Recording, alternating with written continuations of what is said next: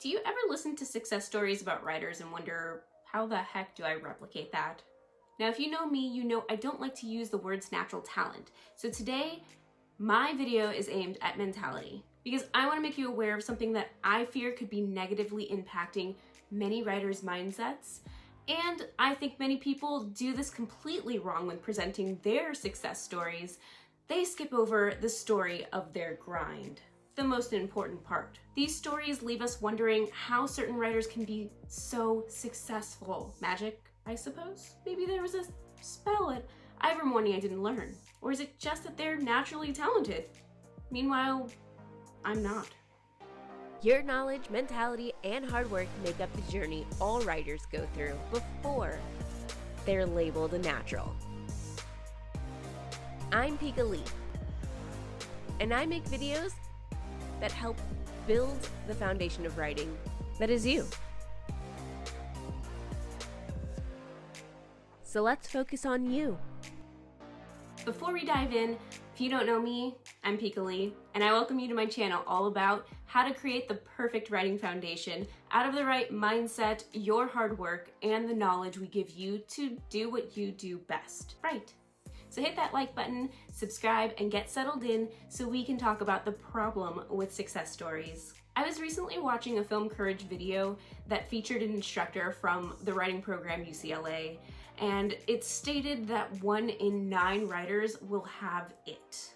Or rather, 2 out of 20 in a class may show promise, and the others will possibly realize that they don't have anything and find a new dream. Yes, I'm serious.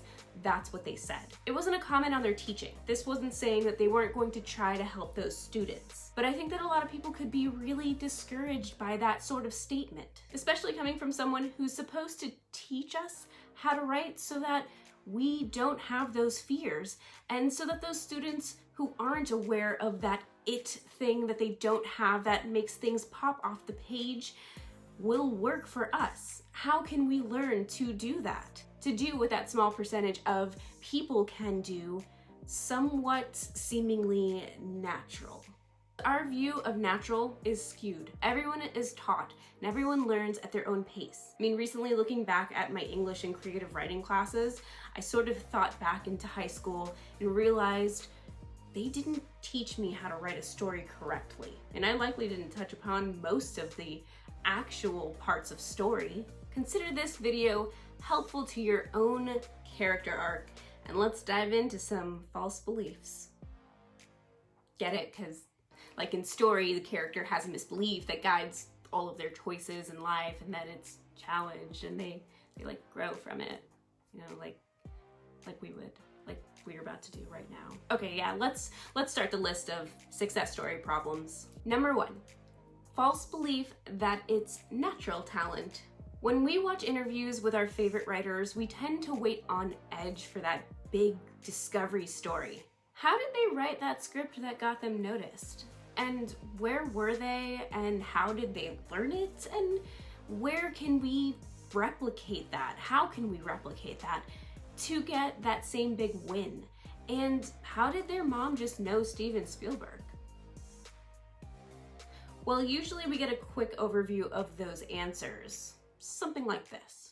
Yeah, it's just in a comic book store in Rodeo Drive. Spider-Man musical script. And I let this guy just go ahead of me. Turns out he heard my last name. He remembered he went to school with my mom. In my van, it was like my first day of California. He invited me to his office. He introduces himself, Steven.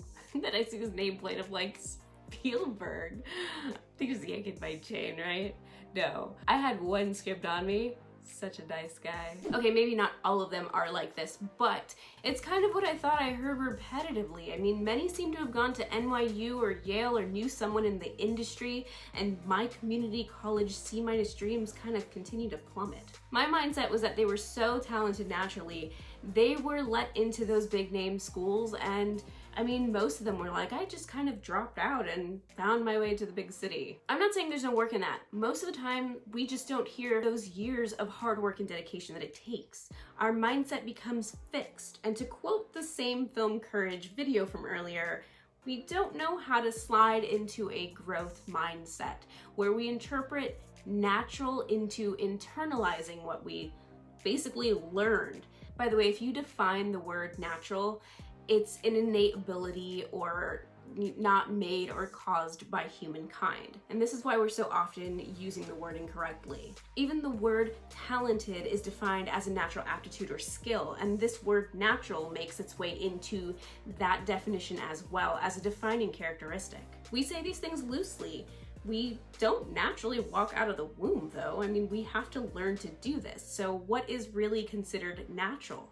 I guess my point is the nature versus nurture. I mean, is writing a nature skill, a natural innate ability, or is it something that you get from your environment? You learn it. And I humbly believe that we do learn it and we just internalize it for the most part in this subconscious part of ourselves.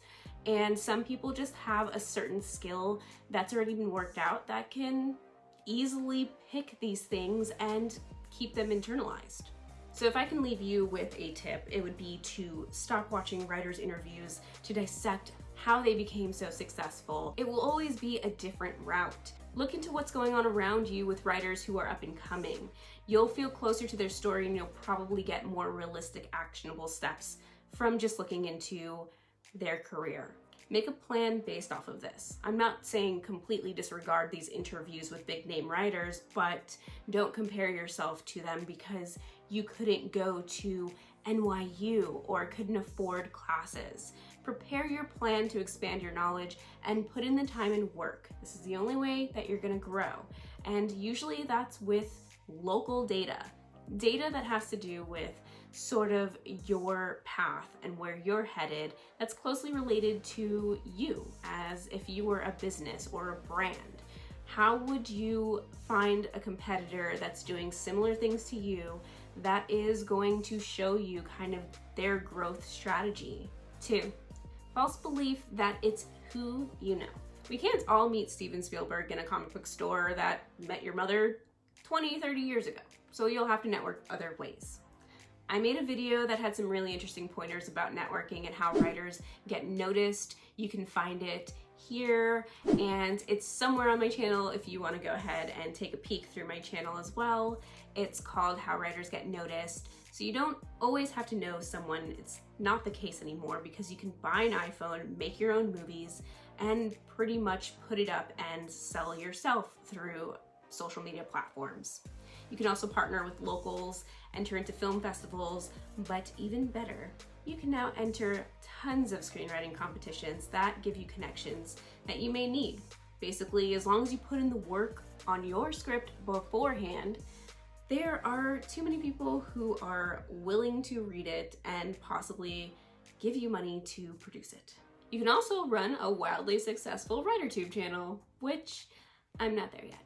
But plenty of writers have gained notice and they've networked using this technology in this age that we're in, so don't discount it. So yes, it's kind of who you know, but really it's how you get to know them and through what means you put in your own hard work. 3, false belief that it's about giving up your life. This one hit me hard. It's said that you need to write all of the time, like an absurd amount where you lock yourself away and never have a life. Like you must eat your words for breakfast, probably quite literally. But I find that that's just not true. You need a balance or you wouldn't be able to write. I agree spending time writing daily is absolutely 100% correct. Just doesn't have to always be about writing your script. It could be writing the outline, writing an idea, going through ideas. You know, don't burn yourself out and don't give yourself writer's block because you want to write every day. We still need to love what we're working on. The point of the statement is that you do have to put in a lot of time, but you can structure this in many different ways that work for you. Here's my tip to you. Typically, I write almost daily for possibly 2 hours or so a day, broken up into 15-minute increments. If I'm working, I will go ahead and use my breaks to write a little something, or sometimes I'll just do 2 full hours if I'm on an off day. Now for me, because I do a lot of writing, I schedule my writing to keep up the energy for the project and to help me be very consistent.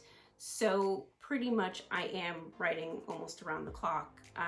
but I'm constantly changing what I'm writing on so I don't burn out. I trick my mind into enjoying that writing mindset. So find a balance. Trust me on this one. I hope these have eased your mind and you realize these success stories are not at all a plan of action for everyone. And while they do provide insight to the writers and their life, they by no means are the whole story. As a matter of fact, most of these interviews are cut very short and have very precise questions so that it keeps the interest of the audience. While podcasts are beginning to provide more of the whole story of how this hard work is done, which I applaud, we need to remain confident that our story will be as unique as meeting Steven Spielberg in a comic book store. Thanks for tuning in, scribes, and I hope to see you on the next one.